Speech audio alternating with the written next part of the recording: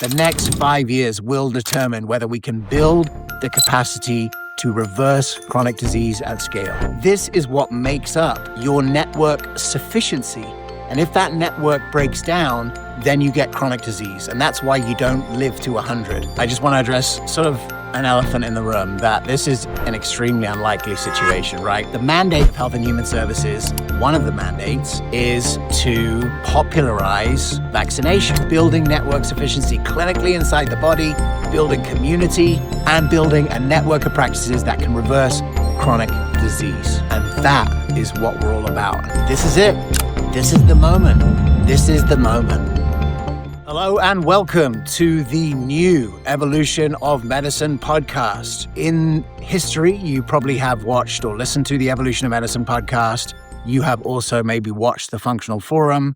From now on, it's the same thing. We are going to be bringing you a show every week, and we're going to be diving into the most important news, information, tools, and resources to facilitate this healthcare evolution that we're all involved with. I'm super excited because this is really the first episode of what I'm calling Season 2. If you've been with us along the way, you know that we've had the Functional Forum. We've done a show the first Monday of every month for over 11 years. We've done over 300 episodes of the podcast. But now it is time to take everything up at least one notch. And that looks like doing this show every week. We're going to be doing longer sessions. I'm here in my studio at home. I've spent the last weekend putting together a studio so I can have guests here and we could do extended long-form content with innovators, agitators, people on the cutting edge of the evolution of medicine. So there's lots to look forward to. And we're going to get right into it today. Later on, I'm going to be sharing with you some of the segments that we're going to be doing. Also, I'm going to introduce you to the mission partners. We don't have sponsors on the show. We have mission partners because ultimately it's going to take a village to facilitate the transformation that we are all about. So let's jump into it first and foremost. And we're going to talk first. Typically, we're going to do the news as the first section, but this time I want to take a little bit of time just to lay out what is the plan and where has it all come from. And I want to start today by talking about something that has captured my attention for the last month. And it's two words, and I really think it speaks to the mission that we've been on here at the Evolution of Medicine all the way along. And I think it speaks to what we're all about. And these two words were quoted to me for the first time at a recent conference, the Integrative Medicine for Mental Health Conference. And the person who shared those words was Dr. Dale Bredesen. Dr. Bredesen is someone that I've known for a long time. If you go back into the records, you know that in 2017, there was an Institute for Functional Medicine's annual international conference, and Dale Bredesen was one of the keynotes. And it's really where he connected with the functional medicine community and showcased his ideas that cognitive decline could be prevented. And so he talked about Alzheimer's being a network insufficiency. And I really think that's a very, very important word. And what I want to do right now is share all the different ways in which I feel like we are all working on network insufficiency. So let's start at the clinical level. What was he talking about when he said Alzheimer's is a network insufficiency? Well, ultimately, whether it be the networks in the brain or the networks in the body that end up causing dysfunction in the brain, clinically, we are dealing with a network insufficiency. What does that mean? Well, for those of you who are trained in functional medicine, this should be very familiar. So let's start at the beginning and let's talk about the functional medicine matrix. If you know, the reason why it was called the Functional Forum is because the first time I saw the functional medicine matrix, I realized that this could be a common language for groups of practitioners and a network of clinics to be unified around. And ultimately, we've talked about that. That's why we've had a partnership with the Institute for Functional Medicine over all these years. But if you look at the functional medicine matrix, what you see is the key thing that separates functional medicine from lifestyle medicine. If you look at the functional medicine matrix, you'll see lifestyle medicine at the bottom. You'll see the foundational elements of lifestyle that have to be there to bring the body back to health. However, it's the 7 segments of the matrix. The functional medicine matrix was created to help practitioners think about organizing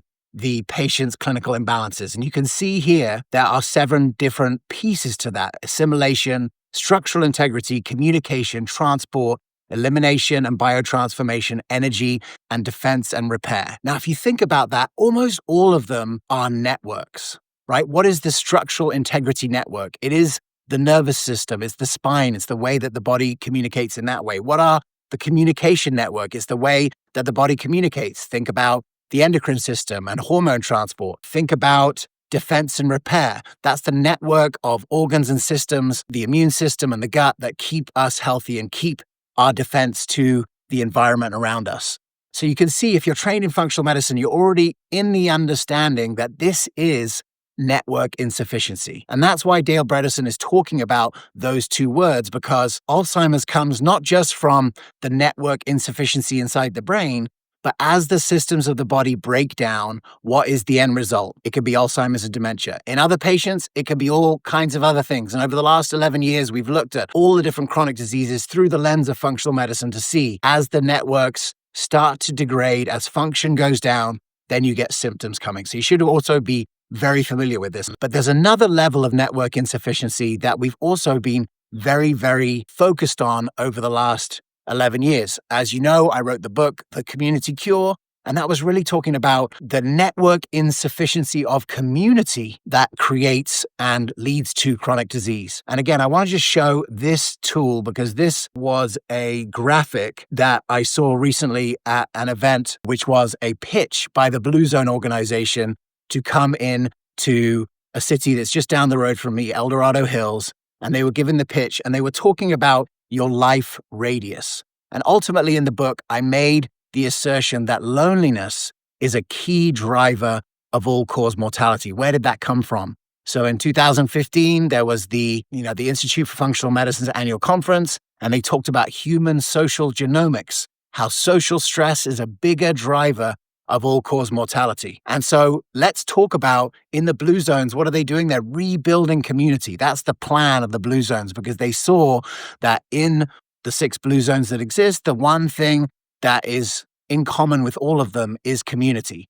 So as we look at this, what they call the life radius, you see that on an individual level, there's a pledge to be healthy, right? There's a pledge to participate in your own health. In Okinawa, Japan, Moai talks about the 5 people that you grow up with, that you're friends with for your whole life.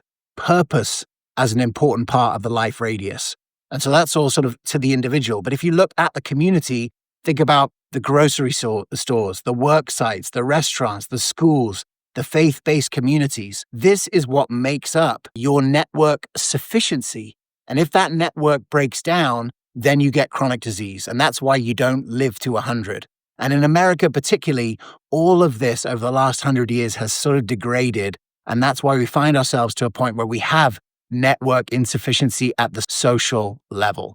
And that's why we've looked at things like group visits. We spent a lot of time talking about group visits because I believe that the place where community can be most obviously brought back is in the medical system, because this is where lonely people end up in the medical system, and bringing back community is a big part of how we address this network insufficiency. So you can see at the 2 levels, there's the clinical level, sort of inside the body, and then there's also the psychosocial level. We are in the business of dealing with network insufficiency. And that brings us to the 3rd use of the word network insufficiency, and then there's many more that we'll get to over the time. What we've really been doing here at the Evolution of Medicine is to build network sufficiency as it relates to having a functional medicine doctor in every town, in every village. And one of the things I'm most proud of through the Functional Forum, whether it was at the very beginning, making it easy for doctors to learn about functional medicine because it was free online, whether we built communities of functional medicine practitioners to make it easy for practitioners to see that other people were doing this, and this was the future of medicine and not just some wacky idea. Then it looked at things like the Practice Accelerator and all the things we did through the Evolution of Medicine to make it easy for doctors to quit their job, start a micro practice with the minimum possible amount of capital, and get on with building the practice of the future. All of that was, looking to build network sufficiency with regard to practices that could bring back network in the human body. So you see, it's a meta concept because there's 3 levels at least, and there are more levels, but we're just going to get that into today. So this is what the next stage of the Evolution of Medicine is all about. And this is why I'm excited to start with episode 1 to just share that. And if you're a practitioner, if you've built your own practice, if you're sitting on the sidelines and you're still waiting to start a practice where you can reverse chronic disease, now is the time. And we'll talk about over the next few episodes why this is the time, some of the things that are happening culturally, why this is a perfect time to get started. And we're also going to make it easy for you to find the resource partners so that you can go out and do this effectively, because we've learned so much in the last 11 years. And then I would say, the key thing, if you already have a practice, we want to talk a lot about scalability and how you can go from 1 doctor to 5 doctors to 10 doctors. It's a lot easier for one clinic to go to 10 doctors and see, 200 new patients a month than it is to just start 1,000 more practices. And if you're out there and you've already built a successful practice, we're going to be bringing resources to you along the way. So this is sort of like who we are and what we do. We've talked about network sufficiency from all these different levels.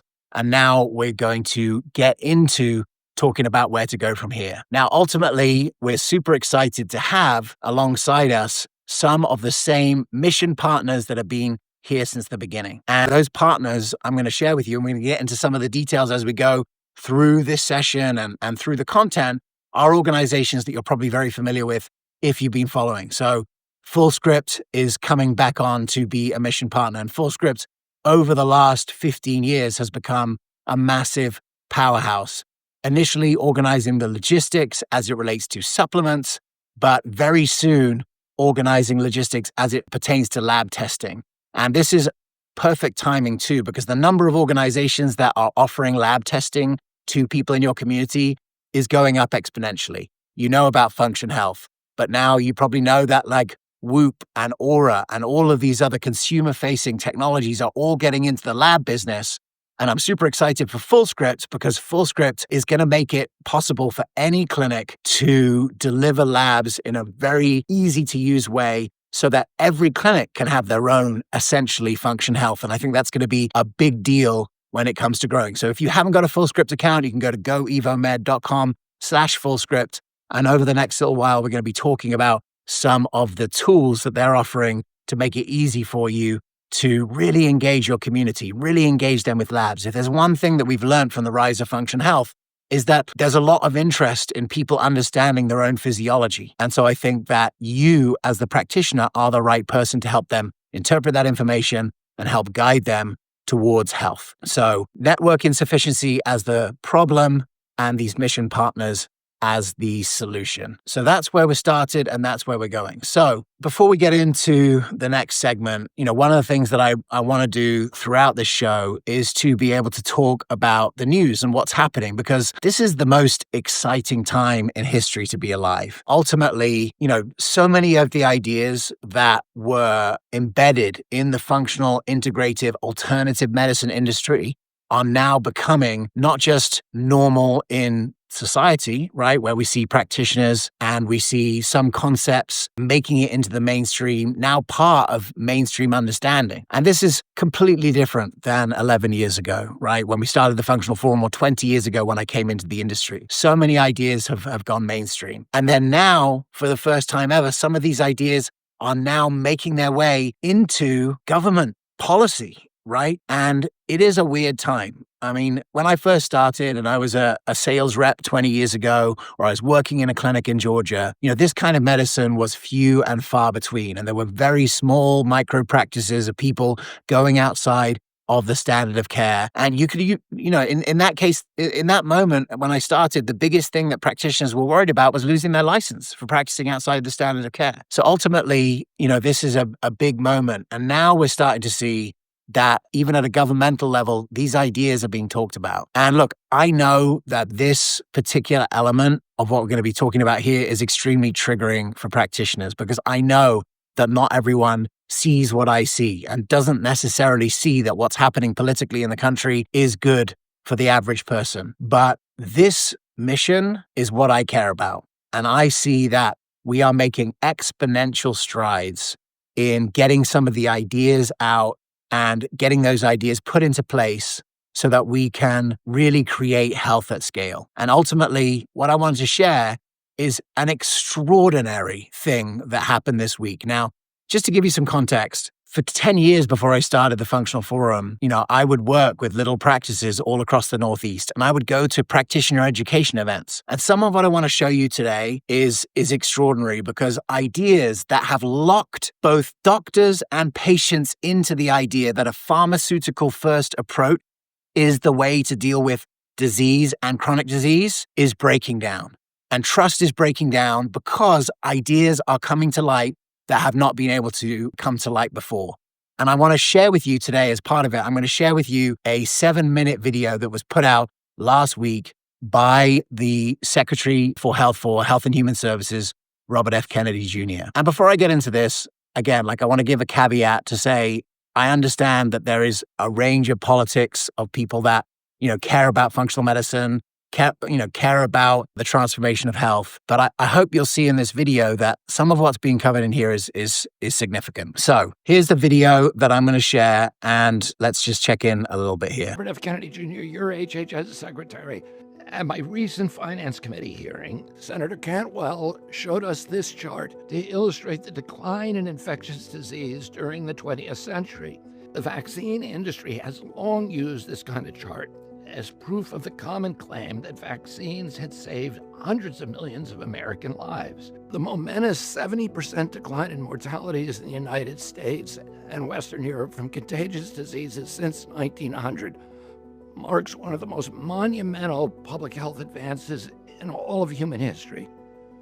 Was this really an achievement of mass vaccination programs, as many people, including Senator Cantwell, claim? Before we go any further, I just want to address sort of an elephant in the room, that this is an extremely unlikely situation, right? First, that Bobby Kennedy is the head of Health and Human Services. But secondly, what's about to happen here is he's going to share information that sort of in some ways goes against the mandate of Health and Human Services. The mandate of Health and Human Services, one of the mandates, is to popularize vaccination, right? That's one of the things. And I guess I want to say, although this is really unlikely, I also want to say the situation is also very unlikely. I want to give 2 examples. So if you look at transportation, it's obvious that the person in charge of encouraging, or the government agency that's in charge of encouraging the use and growth of transportation, is not the same person and not the same organization that runs transportation safety, right? It's the same in nuclear, where in nuclear energy, the people that the organizations that deal with safety aren't there, pushing that. And you can see that there's obvious conflicts of interest. If you were to have the board that was lobbying on behalf of nuclear energy, it would be crazy to have them in charge of safety. But here we are in medicine, where the Health and Human Services is actually 3 things at once, right? It is part of their mandate is to increase the use of tools like vaccines, right? So that's part of their mandate. The other mandate is to organize the safety of the vaccine. So there's a huge issue. And then because of the 1986 Act, that takes liability away from the pharmaceutical companies uniquely. If you have a vaccine injury and you want to bring a lawsuit, you come up against Health and Human Services. They have to actually defend those same tools. So you can see that while this is weird and unlikely, the situation is even more weird and even more unlikely, because in transport and in nuclear power, it's obvious that these 2 should not be the same thing. And yet here we are, Health and Human Services running all 3. So this is an unlikely situation, but overall, this is an unlikely moment. And this is a weird way that things have been set up. The most comprehensive evidence-based study that rigorously examines this issue is a CDC-funded study that was published in 2000, performed by a team of researchers from CDC and Johns Hopkins University, and led by Dr. Bernard Geyer. The scientists meticulously examined 100 years of government infectious disease mortality data, and they concluded that nearly all the mortality reductions occurred before the introduction of vaccines, and that vaccinations could therefore claim little of the credit. For example, you can see from this graph that in 1900, some 13,000 Americans a year were dying of measles. By 1960, however, this number had dropped to a few hundred. But the measles vaccine was not introduced until 3 years later. Therefore, almost all the measles mortality had disappeared before the vaccine. So the measles vaccine can't really claim the credit for saving all those lives. Let's look at pertussis, also known as whooping cough. Again, we see the biggest drop in pertussis deaths occurred before the introduction of the pertussis vaccine. The same is true for influenza. Massive flu mortalities had already disappeared by the 1960s, but the vaccine was not widely disseminated until the 1980s. So once again, the vaccine cannot claim the credit. And look how tuberculosis deaths nearly disappeared along the exact same timeline as all those other infectious diseases. Even though there was no mass vaccination for TB in the United States, the mortalities disappeared without any help from a vaccine. Likewise, there was never a scurvy vaccine, but scurvy deaths also disappeared along the exact same timeline. The same is true for scarlet fever, which I had as a boy. Deaths from scarlet fever disappeared in lockstep alongside the drops in deaths from all those other contagions. So I would just say, I've been waiting for this information to be communicated en masse since I first heard about it. Sitting in a little lecture with a chiropractor in New Jersey as he shared this for the first time to me in 2007, I was like, I didn't learn this growing up. And so I think it's really critical for so many reasons. So let's continue on. So what actually did cause the decline in infectious disease mortality? A landmark 1977 study by McKinley and McKinley was required reading in most American medical schools during the 1970s and early 1980s. That study attributed the decline not to medical advances or innovations, but almost exclusively to agricultural and engineering innovations that improve nutrition. Nutrition, right? Everyone in our community, everyone in functional medicine, lifestyle medicine knows how important nutrition is. And yes, we can talk about that in the micro today. What this study is showing is the degree to which improvements in nutrition allowed us to have healthy immune systems. We talk about this every day. We need to come to a conclusion as a society and as physicians, the role of nutrition in health. And what better way to understand that than to pick at the canard of our shared history and really think deeply about what did what. These included better roads, air transport, and refrigeration, and superior sanitation.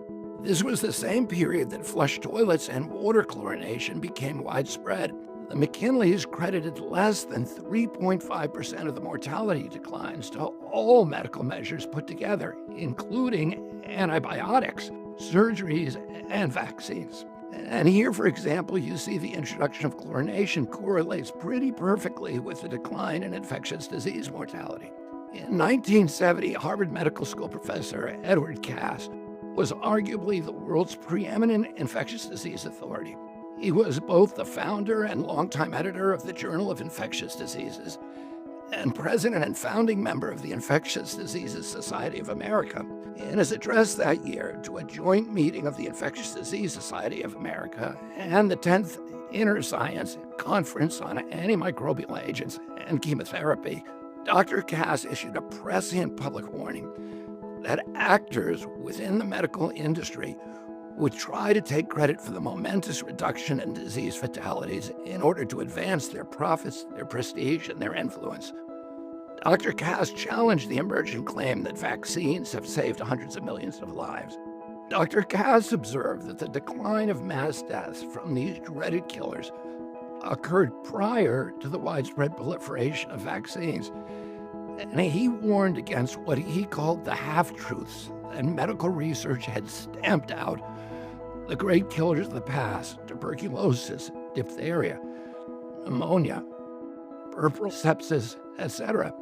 He cautioned against the claim that medical research and our superior system of medical care were major factors in extending life expectancy.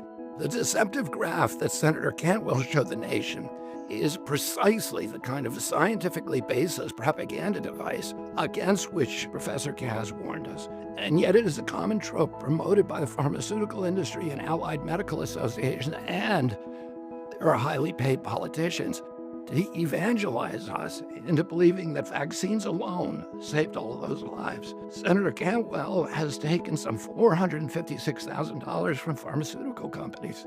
The mantric pronouncement that vaccines have saved hundreds of millions of lives is so embedded in conventional wisdom that it rarely receives the kind of skepticism and the rigorous scientific examination that public health agencies should apply to all dogmas. Vaccines are a critical part of public health. They can prevent infections like measles altogether and the serious injuries that sometimes accompany measles, and they can prevent you from spreading measles to others. But blind faith in vaccination alone, as our only recourse against death by infection, has inclined our medical system to discount the role of therapeutic drugs and vitamins and diet, exercise, and other lifestyle changes that might fortify human immune systems against all kinds of sickness. Come on, this is it. This is the moment. This is the moment.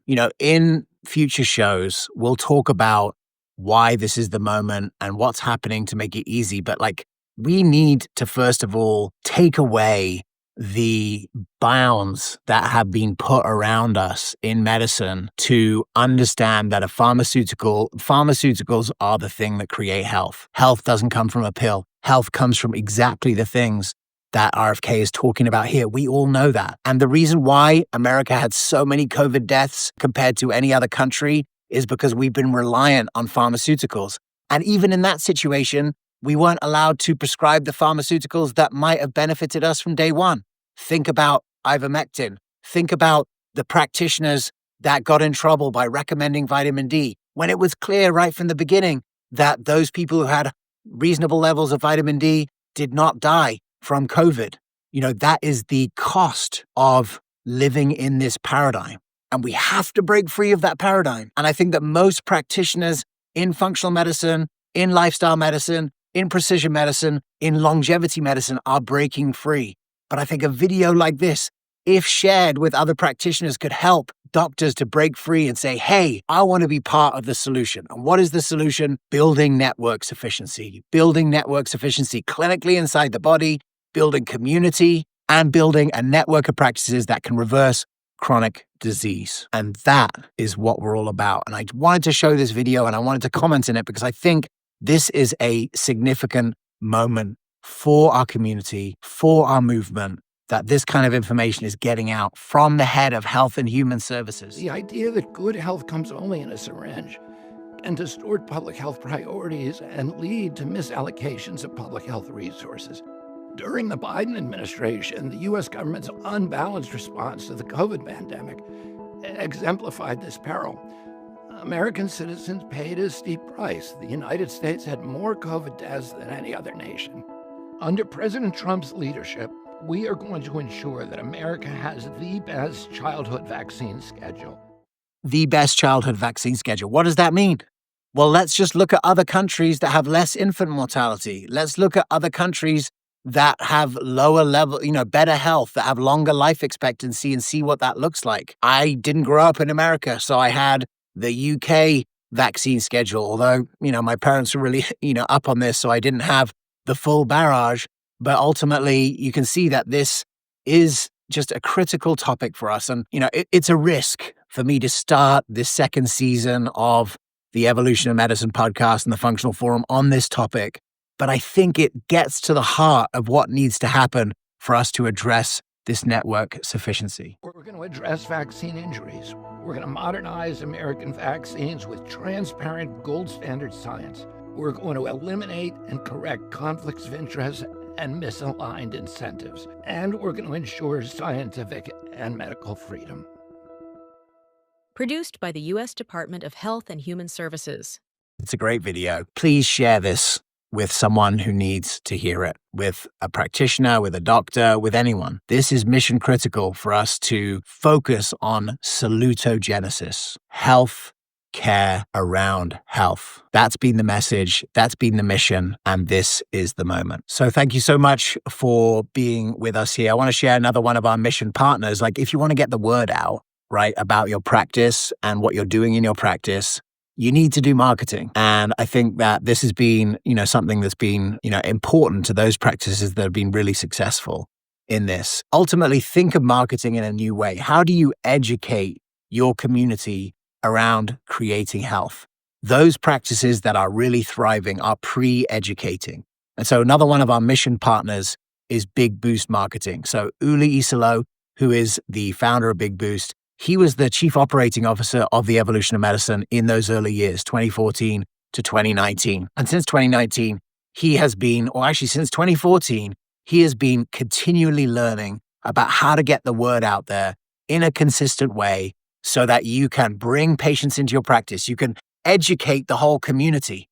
And those people who are ready to get started can come and work with you. And he's very, very skilled at producing new appointments, new discovery calls at the lowest possible rate. This is critical. So go to goevomed.com/big boost marketing. You can take a practice audit. You can find out more about this. We're super happy to have Uli on the team, and he's been part of the team since the very beginning. All right. So one of the things that was part of the functional forum at the beginning that sort of got lost a little bit, I would say, in the last half a dozen years, is that it was funny.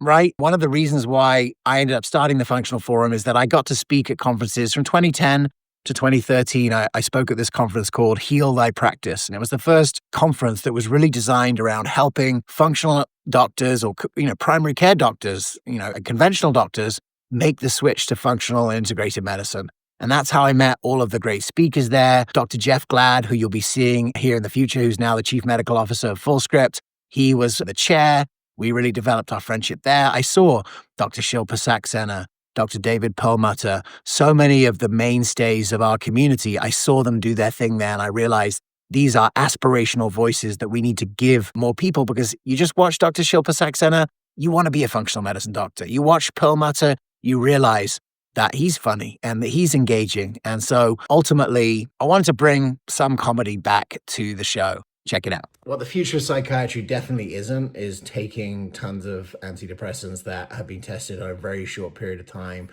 All right, hello and welcome to a new segment that we're going to do for the first time. I don't have TV. I don't have a TV in my house, much to my 12-year-old's disappointment. When I go on trips, sometimes I'll turn on the TV in the hotel, and I'll be shocked to see drug ads. And drug ads are totally out of control. That's why they're thinking of changing the law about them. Ultimately, what I want to do is to take you through some of my favorite ones, and we're going to look at them and we're going to see what they do. So we're going to start with one of my favorites. It's called Abilify. Now, Abilify, I have to give it to the marketing people. It is a good name because it does help you to do things maybe you couldn't do otherwise. So let's just start to check out the beginning of this and see what we think. Should we be taking Abilify? Here's me, and here's my depression. Before I started taking Abilify, I was taking an antidepressant alone. Most days I could put on a brave face. Alone? Or that's the only drug you're taking? You're taking Abilify alone? What does that mean? Having no friends or being disconnected from society and from other people, massive risk of depression, probably the underlying mechanism. So what does alone mean then? Muddle through, but other days I still struggled with my depression. I was managing, but it always had a way of creeping up on me. I felt stuck. I just couldn't shake my depression. So I talked to my doctor. He said adding Abilify to my antidepressant could help with my depression. Right, okay. Let's just talk a little bit about the history of how a doctor would prescribe an antidepressant, right? So, historically, this class of drugs was not prescribed by my doctor. This would be done by a psychiatrist if you're referred. But, at some point, the pharmaceutical companies realized that that was not creating enough sales, and they wanted to empower the frontline physician to dispense drugs like Abilify. And so they created the PHQ-9 test, which is the most simple set of questions to determine should you be on a drug.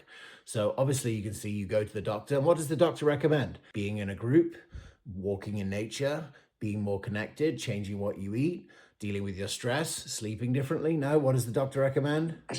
And that some people had symptom improvement as early as 1 to 2 weeks. 1 to 2 weeks, amazing. He also told me about a free trial offer from Abilify. Free trial offer. I feel more in control of my depression. Abilify. Feeling more in control of your depression because of a free program to get you hooked on something that you'll need to take forever. Is not for everyone. Call your doctor if your depression worsens or if you have unusual changes in behavior or thoughts of suicide. Antidepressants can increase these in children, teens, and young adults. Elderly dementia patients taking Abilify have an increased risk of death or stroke. Wait, hang on. So children, teens, or young adults, no good. Older people with dementia, not sure if that's worth it to have a stroke. Call your doctor if you have high fever, stiff muscles, and confusion to address a possible life-threatening condition, or if you have uncontrollable muscle movements, as these could become permanent. High blood sugar has been reported with Abilify and medicines like it. In some cases, extreme high blood sugar can lead to coma or death. Other risks include decreases in white blood cells, which can be serious, dizziness upon standing. Not great if you're going into any sort of immune incident like an epidemic, like a pandemic, but we'll carry on. Seizures, trouble swallowing, and impaired judgment or motor skills. Depression used to define me. Then my doctor added Abilify Depression used to define me. Now it's my lack of motor skills. to my antidepressant. Now I feel better. If you're still struggling with depression, talk to your doctor to see if the option of adding Abilify is right for you, and be sure to ask about the free trial offer is actually almost the worst part of it, right? Because ultimately it's like, oh, we'll get you hooked on this thing that then you think you'll need forever. I just spent time at the Integrated Medicine for Mental Health conference, and it's really bringing together people from lifestyle medicine, integrated medicine, psychedelic medicine to talk about the future of psychiatry. What the future of psychiatry definitely isn't is taking tons of antidepressants that have been tested on a very short period of time for only a few people. I think it's a current disaster. The percentage of people who are on this is crazy, and then you see all of the side effects. So Abilify, good name, not sure about the video.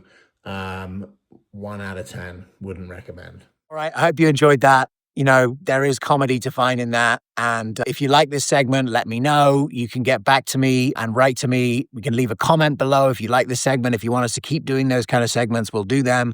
I've got lots of other ideas for things that could be funny. There's a lot of irony in the state of medicine right now, so there's a lot to make fun of, and I like doing that. And I think I want to make it part of the show, but I'd love to hear from you. So let me know what you think on that end. All right, another one of our mission partners is TrueNeura. And I've been talking about it for the last year and a half. Dr. Christine Burke, many of you know, she's my doctor. She's an incredible clinician. She's so organized. I've met thousands, tens of thousands of practitioners over the last 11 years, and Dr. Burke is in the first percentile of most organized practitioners. And, she is passionate about transforming the way that we deal with cognitive decline. And in no other industry or no other niche of functional medicine is there such an opportunity. Because ultimately, you have millions and millions. You have the silver tsunami. So you have all the people in America right now who are coming into the years where cognitive decline might happen. We're seeing earlier and earlier cognitive decline because if we have to look at it through an environmental lens, we have to look through it a network lens. And if you look at through that lens, there is a huge opportunity now to build a brain health practice in the future. And TrueNeura is a clinical implementation platform to make it easy for you to synthesize all of the data, labs, conventional labs, functional medicine labs, very soon, genomic data, and make it easy for you to get your head around all of that data so that you can actually reverse cognitive decline. It is happening. We are going to have some very, very exciting news in the future about the study that Dr. Burke has been part of, Evanthea. She's one of the 6 trial sites. I can't talk about the results today, but at IMMH and at IFM this year, Kat Toops shared the outcomes, and, it is going to show the world it's not placebo, right? Doing a precision medicine approach can reverse cognitive decline. There's unlimited demand. There's very, very little supply. And that's why TrueNeura is a big part of what I think can build network sufficiency around this area. So if you want to go to trueneura.com/demo, you can get a demo with the team over there. Very excited to see what is happening over at TrueNeura. All right, so for the last segment, and this is going to be a regular segment that we're going to do, we're going to talk about Innovation Corner. And Innovation Corner, one of the coolest things that we've always done over the Evolution of Medicine and the Functional Forum is to talk about innovations in the industry, right? To bring you ideas that we think is cool. FullScript started like that, right? Back when we started, everyone just did their supplements in a certain way. This is the first time. FullScript was the first way. That was an innovation at that time, right? And then we've brought you so many innovations over the years. And it's one of my favorite things to talk about because I ran a practice and I know how hard it is to run a practice. So, whether it be electronic health records that we recommended over time, or tools like FullScript, many different kinds of cool things out there. And I want to share one here today. The name of this segment is called The Truth About Freedom Practice Coaching, because ultimately, if you've been here all along the way, you know that Freedom Practice Coaching was actually our first sponsor. So in the summer of 2014, Dr. Charlie Webb got in touch with me. He says, look, we want to sponsor the Functional Forum. We love what you're doing. And so they became not only the first sponsor of the show, but also they really helped us, get off the ground with evolution of medicine the first time around. Now, one of the cool things about Freedom Practice Coaching, they've been around for, since 2010, 2011, 2012. And, in the early days, I have to admit that it was a very regimented company. Like they wanted you to follow exactly the model to build a practice. And that looked like creating episodes of care, selling those episodes of care and then delivering those episodes of care. And for some people, that was a great fit. And for some people, that was not a great fit. And I do know that, during the years 2016, 17, when we were, working with them, there were practitioners who didn't want to sell a package, who didn't want to reorganize their practice in that way and, felt like Freedom Practice Coaching was not delivering that. However, I had a transformational moment in 2023. So I was asked by Seth Conger, who's the COO of Freedom Practice Coaching, to be part of their team, specifically with regard to something that he had started called Legacy. And Legacy was essentially a mastermind for those practitioners that had achieved success with Freedom Practice Coaching. They had got to over $1 million in revenue and really knew their business inside out. And so he started a group there. And I showed up. And the first thing that happened is that two of the first doctors that I met there said, hey, thanks so much. Like we heard about Freedom Practice Coaching 9 years ago, and we're here because of you. And that was really cool to see because ultimately, they had gone from strength to strength. They had businesses that were doing $200,000, $300,000, $400,000 a month.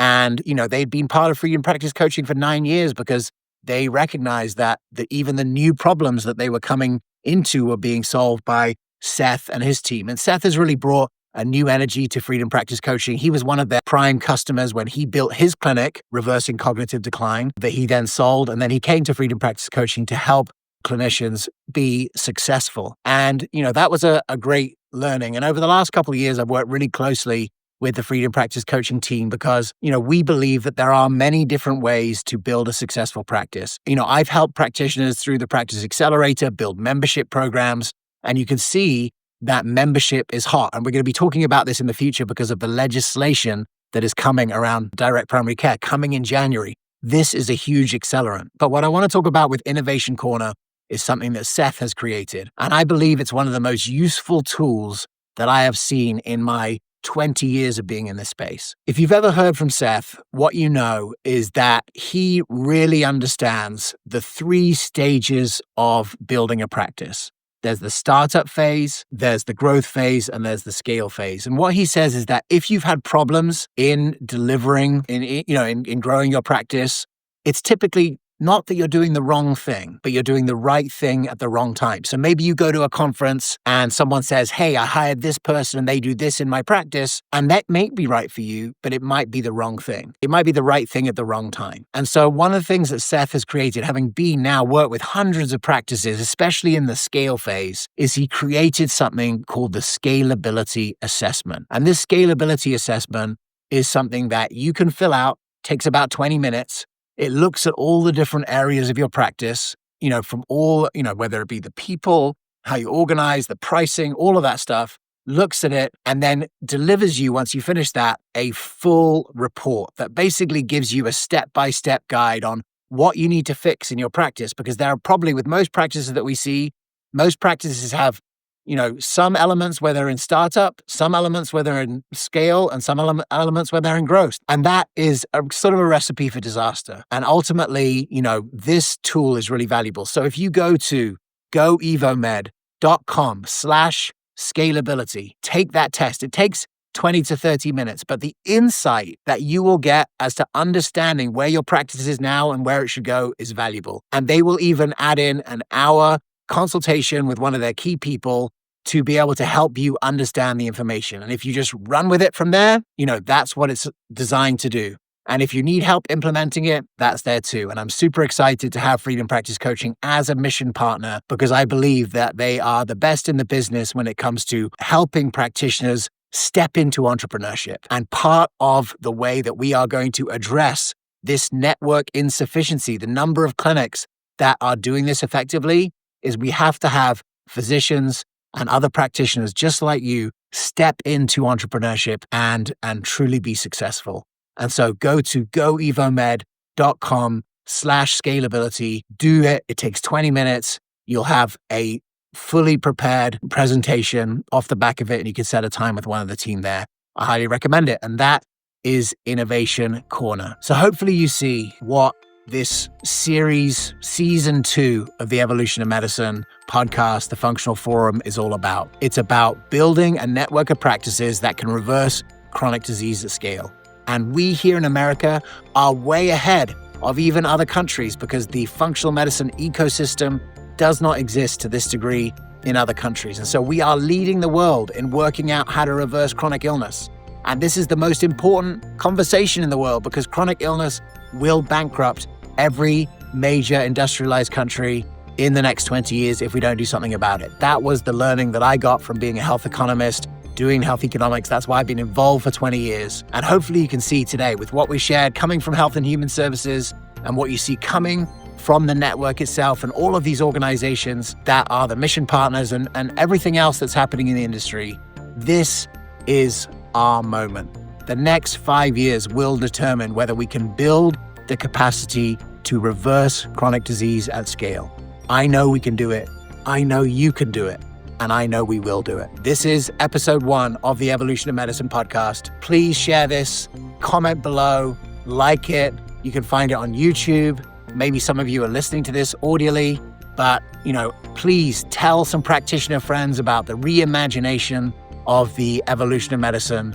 We would love to bring more practitioners along for the ride, and we'll be doing this every week from my studio. Thanks so much for tuning in. We'll see you next time.